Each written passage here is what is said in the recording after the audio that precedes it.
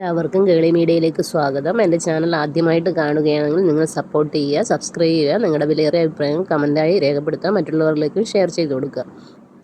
അപ്പോൾ ഇഷ്ടം എന്ന സീരിയലിൻ്റെ നെക്സ്റ്റ് വീക്ക് പ്രൊമോയിലേക്ക് നമുക്ക് പോകാം. നമ്മൾ ലാസ്റ്റ് സീൻ കാണുന്നത് ആദിയുടെ സ്കൂളിലാണ്. അവിടെ ആദി പ്രശ്നങ്ങൾ ഉണ്ടാക്കുന്നതൊക്കെയാണ് കാണുന്നത്. സൂരജും ചിപ്പിയും അവരും അവളുടെ കൂട്ടുകാരി അവിടെ കളിച്ചുകൊണ്ടിരിക്കുകയാണ്. അതേസമയത്ത് സൂരജിന് നല്ല പണി കൊടുക്കണമെന്ന് തൻ്റെ സുഹൃത്തുക്കളോട് പറയുകയാണ്. അപ്പോൾ അവരുടെ ഫ്രണ്ട്സ് ചോദിക്കുന്നത് അതെന്തിനാടാ, അവനും ഇന്ന് നിന്നെ പോലെ വന്ന ആളല്ലേ എന്ന് പറയുന്നു. അപ്പോൾ പറയുന്നു ചിപ്പി എൻ്റെ സിസ്റ്ററാണെന്ന് പറയുന്നു. അപ്പോൾ ചിപ്പി നിൻ്റെ സിസ്റ്ററാണെങ്കിൽ പിന്നെ എന്തിനാണ് പ്രശ്നം ഉണ്ടാക്കുന്നതെന്ന് ചോദിക്കുന്നു. അവൾ ഇപ്പോൾ എൻ്റെ കൂടെയല്ല, അവൾ അച്ഛൻ്റെ കൂടെയാണെന്ന് പറയുന്നു. അപ്പോൾ എന്താ പ്രശ്നം എന്നൊക്കെ ചോദിക്കുന്നു. അതൊക്കെ പറയാനാണെങ്കിൽ ഒരുപാടുണ്ട്, വഴിയെ പറയാമെന്ന് പറയുന്നു. അങ്ങനെ ആദ്യം കൂട്ടുകാരും അവരുടെ അടുത്തേക്ക് ചെല്ലുന്നു. അങ്ങനെ അവർ കളിക്കുന്ന ഇതിൽ നിന്ന് അവരെ എഴുന്നേൽപ്പിക്കുകയൊക്കെ. അപ്പോൾ സൂരജ് പറയുന്നു അവർ കുട്ടികളല്ലേ, അവർക്ക് വേണ്ടിയല്ലേ ഇത്, നമ്മളല്ലേ മാറിക്കൊടുക്കണ്ടേ എന്നൊക്കെ പറയുന്നു. അങ്ങനെ സൂരജും ആദിയും കൂടെ നല്ല വഴക്കാവുന്നു. സൂരജ് ശരിക്കും ആദിയുടെ ശത്രുവാണെന്നുള്ള കാര്യം രചന നേരത്തെ പഠിപ്പിച്ചു വെച്ചിട്ടുണ്ടല്ലോ. അതിനനുസരിച്ചാണ് ആദ്യം പ്രതികരിക്കുന്നത്.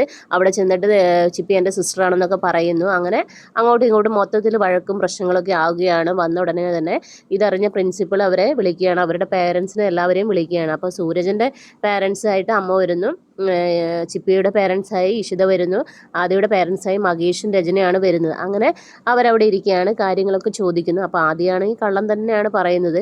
പക്ഷേ സൂരജ് പറയുന്നു ഇവനാണ് ഇങ്ങോട്ട് വന്നതെന്ന് പറയുന്നു. ആദ്യം പറയുന്നു പ്രശ്നങ്ങൾ ഉണ്ടാക്കാൻ സൂരജാണ് തൻ്റെ അടുത്തേക്ക് വന്നതെന്നുള്ള കാര്യങ്ങളൊക്കെ പറയുന്നു. അങ്ങനെ ഓരോന്ന് പറഞ്ഞിരിക്കുന്ന സമയത്ത് രചന പറയുന്നു എൻ്റെ മോനൊന്നും അങ്ങനെ ചെയ്യത്തില്ല, അവൻ ഊട്ടിയിൽ നല്ല സ്കൂളിലാണ് പഠിച്ചത് എന്നൊക്കെ പറയുന്നു. അപ്പോൾ അങ്ങനെയല്ലേ മകേഷ് എന്ന് ചോദിക്കുന്നു. മകേഷിനാണെങ്കിൽ ആരുടെ ഭാഗത്ത് നിൽക്കണം എന്നറിയാതെ വല്ലാത്തൊരവസ്ഥയിൽ പെട്ടിരിക്കുകയാണ്.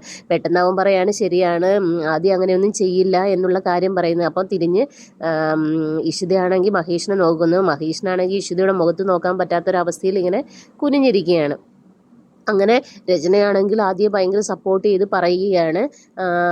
അപ്പം സൂരജിൻ്റെ അമ്മ പറയുന്നത് എൻ്റെ മോൻ അങ്ങനെയൊന്നും ചെയ്യില്ല എന്ന് പറയുന്നത്. അത് പ്രിൻസിപ്പളിന് മനസ്സിലാവുന്നു, സൂരജ് ഒന്നും തെറ്റൊന്നും ചെയ്തിട്ടുണ്ടല്ലോ എന്നൊരു പ്രിൻസിപ്പൾ പറയുകയും ചെയ്യുന്നു. സൂരജ് അങ്ങനെയൊന്നും ചെയ്തിട്ടുണ്ടാകത്തില്ലെന്ന് പറയുകയാണ്.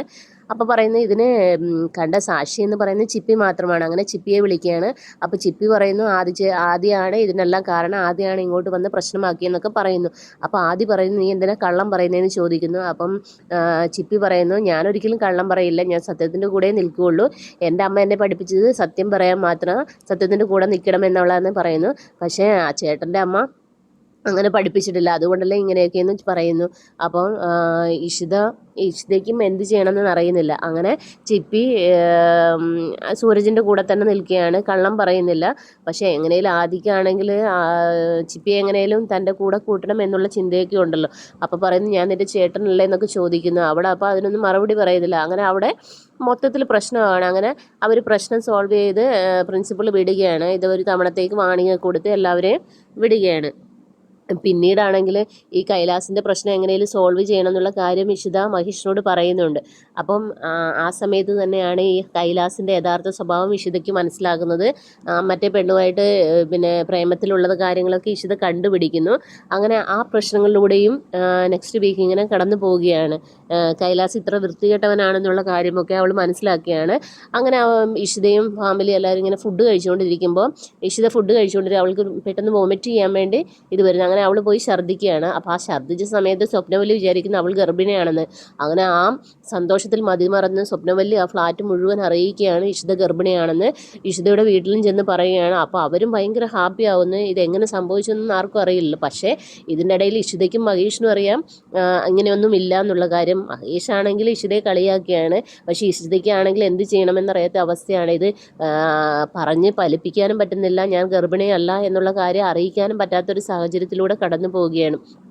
അപ്പോൾ അവൾ ഓരോ സമയത്ത് ചെല്ലുമ്പോഴും അത് പറയാൻ പറ്റാത്ത അവസ്ഥയിലൂടെ നടക്കുകയാണ്. അങ്ങനെ ഇവൾ ഗർഭിണിയാണെന്ന് അറിഞ്ഞ് അവളുടെ വീട്ടിൽ നിന്ന് പലഹാരങ്ങളും സ്വപ്നവല്ലിയാണെങ്കിൽ മധുരവും എല്ലാം കൊണ്ടു കൊടുക്കുകയാണ്. പക്ഷേ ഇഷിത അതൊക്കെ ആസ്വദിക്കുന്നുണ്ട്. പക്ഷേ ഇത് താൻ ഗർഭിണിയല്ല എന്നറിയുമ്പോഴുണ്ടായിരുന്ന ഒരു അവസ്ഥ എന്താകുമെന്ന് ആലോചിച്ചിങ്ങനെ ഇഷിത സങ്കടപ്പെട്ടിരിക്കുന്നൊക്കെയുണ്ട്. എങ്കിലും അവൾ ആ കുറച്ച് നിമിഷങ്ങൾ വളരെ സന്തോഷകരമായി ഇങ്ങനെ ആസ്വദിച്ചുകൊണ്ടിരിക്കുകയാണ്. മഹേഷ് ആണെങ്കിൽ അതിനനുസരിച്ച് ഇങ്ങനെ അവളെ കളിയാക്കുന്നുമുണ്ട്. പക്ഷേ ഇഷിതയ്ക്ക് അറിയാം ഇത് താൻ ഗർഭിണിയല്ല എന്നറിയുമ്പോൾ അവിടെ അതിനേക്കാളും പൊട്ടിത്തെറി ഉണ്ടാകുമെന്നറിയാം. അപ്പം നെക്സ്റ്റ് വീക്കിലേക്ക് നെക്സ്റ്റ് എപ്പിസോഡിനായി വെയിറ്റ് ചെയ്യുക. അപ്പം എല്ലാവർക്കും ഈസ്റ്റർ ആശംസകൾ. Okay, bye bye, thank you.